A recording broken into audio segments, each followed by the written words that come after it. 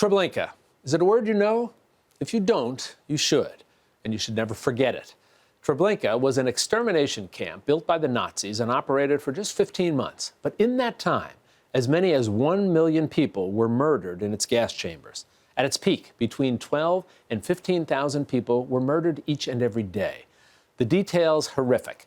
Men, women, and children shaved naked, forced into gas chambers that looked like showers, ordered to raise their arms up so the maximum amount of people could fit in. Children thrown in atop the adults. Infants had their heads bashed into a fence at the entrance to the gas chamber, killed with one deadly blow. Only about 100 people survived that death camp, all of whom have since passed. Samuel Willenberg was the last witness to Treblinka's horrors. He died, but not before bearing witness and leaving his testimony to what happened inside Treblinka's gates, its gas chambers, and its crematoriums. His story, Treblinka's last witness, begs the question, what happens when all of the survivors, most of them now in their 80s and 90s, have all passed, and there are no more first-hand witnesses to the greatest horror and worst genocide ever to occur in the history of mankind? Joining me now to discuss that, Samuel Willenberg and Treblinka's legacy, is Rabbi Marvin Hier, the founder and dean of the Simon Wiesenthal Center and its Museum of Tolerance. Rabbi, welcome to you, and thank you for joining us. We appreciate it. Let me ask you this to start with. Despite the staggering degree of destruction coming out of Treblinka, it's often referred to as the forgotten camp. Why is that, and how could that be? Well, the main reason that it is sometimes referred to as the forgotten camp is because it was located not far away from the camp that everybody knows, and that's Auschwitz-Birkenau, which was the largest extermination camp where more than 1,500,000 people were murdered in the gas chambers. So because Treblinka is close to Auschwitz, most people refer to the number one camp, which is Auschwitz-Birkenau, and therefore Treblinka just doesn't get the attention it should get. And when you talk about how ghastly these numbers are, and these statistics and these events, it also raises the question of whether people want in some way to forget about it. I'll give you an illustration. Our executive producer here, Dave Brown, his grandmother and 3 uncles all perished in Treblinka. And he said the name to this day still terrifies him. And you wonder if that is a part of it, the extent of the destruction. What do you think? Absolutely. I was at Treblinka, and I visited there, and I could tell you the feelings were overwhelming. I mean, you see what went on here. And another thing that should be said about Treblinka is that when the Sonderkommando broke out, tried to have a revolt, the Nazis feared that the secret would get out. Tell me a little bit more about that Treblinka revolt. We've heard of the Warsaw Ghetto Uprising, certainly that heroic stand by a small group who had been walled into the Warsaw Ghetto, and finally they said, we are not going to go without fighting here. But the Treblinka revolt is something that I don't think many people have heard about. Tell us about that. The Treblinka revolt took place mainly because the Sonderkommando, those were the people that the Nazis forced to assist in the extermination. They're the ones who carried the corpses after they were exterminated.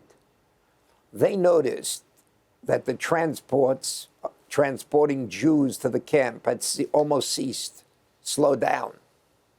What could that mean?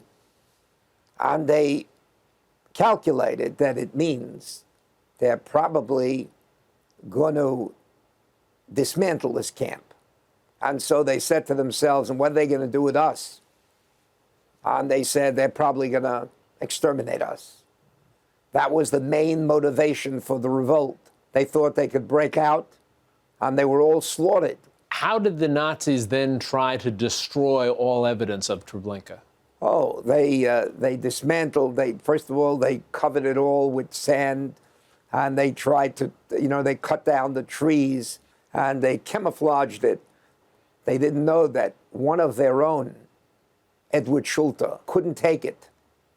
And he was a person He was actually a multimillionaire. He was disabled.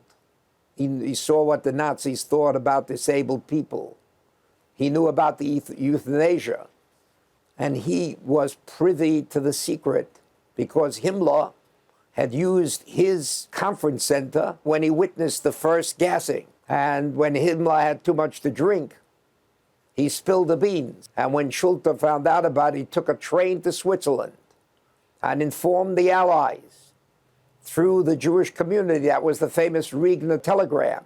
And the information came directly from Schulte, who said, the Nazis are going to gas all of Europe's Jews. Do something about it.